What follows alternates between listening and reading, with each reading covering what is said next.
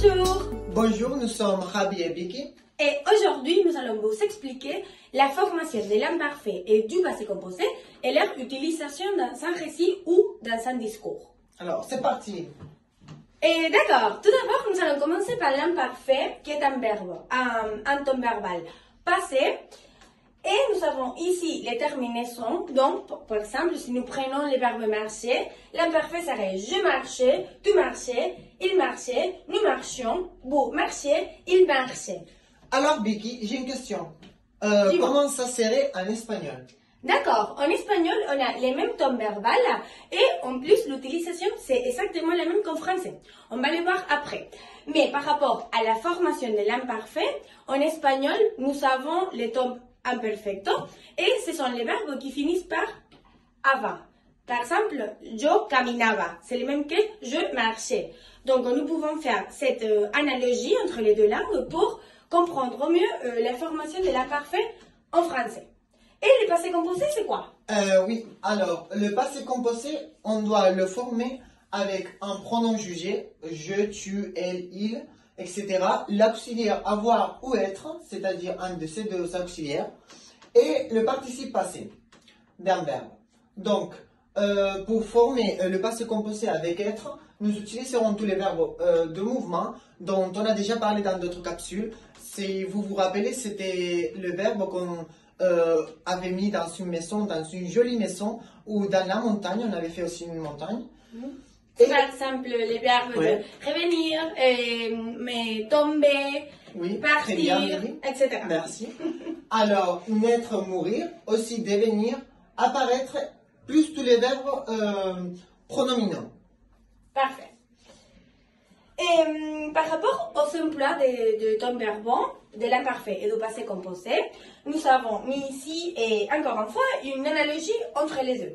Donc, par rapport à l'imparfait, nous trouvons que ce temps verbal est utilisé pour les descriptions d'une situation, d'un voyage, de quelque chose que l'on parle. Après, nous trouvons que l'imparfait est utilisé pour exprimer la durée imprécise d'un événement. Et finalement, cela sert à expliquer la répétition d'un succès. On va le voir après avec les exemples. Oui, par rapport à passé composé, on l'utilisera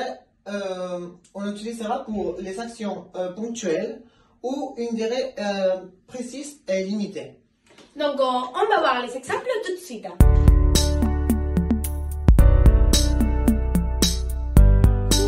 Maintenant, nous allons vous montrer des exemples pour mieux différencier l'imparfait du passé composé. Alors, c'est parti. Nous avons dit en premier lieu que l'imparfait était utilisé principalement pour décrire un événement ou une situation. Par exemple, le temps était horrible à la mer. Donc nous trouvons le verbe être à l'imparfait parce que c'est simplement pour décrire comment était le temps. Dans ce cas-là, horrible.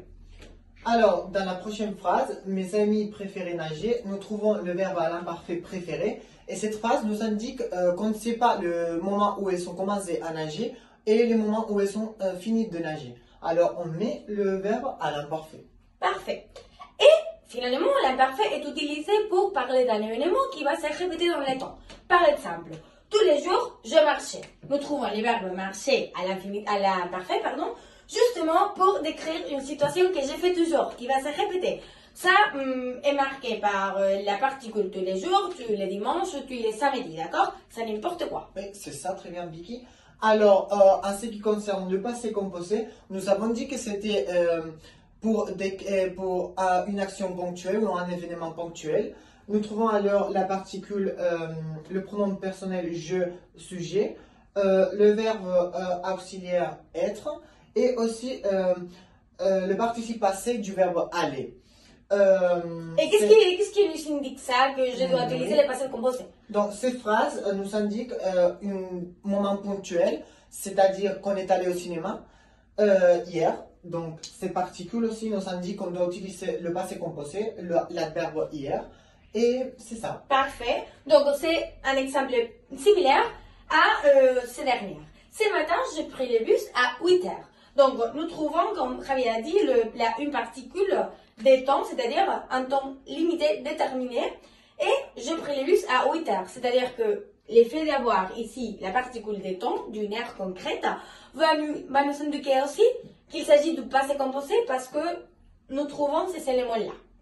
Donc, à la fin, on va dire que l'imparfait, c'est pour parler d'un événement qui n'a pas de temps, qui n'a pas une limite, une durée déterminée, tandis que le passé composé, c'est tout à fait le contraire, n'est-ce pas? Ouais, c'est un temps où l'action commence et l'action termine. Oui, c'est Alors, très facile. c'est très facile.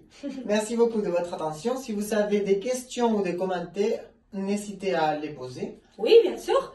Et on se voit dans notre prochain cours. À bientôt! À bientôt!